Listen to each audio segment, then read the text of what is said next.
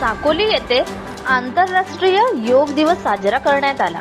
या प्रसंगी पतंजली तहसील प्रभारी नंदू गहाणे, माजी आमदार डॉक्टर हेमकृष्ण कापगते, महिला प्रभारी प्रीती डोंगरवार, योग शिक्षिका उषा दत्ता, डॉक्टर केशव कापगते, अशोक कापगते, शासकीय तंत्रनिकेचे प्राचार्य प्राध्यापक संदीप लोमाडे, छायाबाई पटले, मालती पटेल, मंदा बावनकर इत्यादी मान्यवरांच्या उपस्थितीत हा कार्यक्रम संपन्न झाला। सर्व मान्यवरांनी आंतरराष्ट्रीय योग दिनानिमित्त आपले मनोगत व्यक्त केले। तसेच प्रत्यक्षात कृतीतून योग कसा साधला जातो व आपले आरोग्य कसे निरोगी राहते याविषयी सर्व मान्यवरांनी माहिती दिली। कार्यक्रमाचे संचालन योग शिक्षिका प्रीती डोंगरवार यांनी केले, तर आभार प्रदर्शन पतंजली तहसील प्रभारी नंदू गहाणे यांनी मानले। कार्यक्रम यशस्वी करण्याकरिता सखाराम बोरकर, लीलाधर कापगते व इतर भरपूर प्रमाणात कार्यकर्ते उपस्थित होते।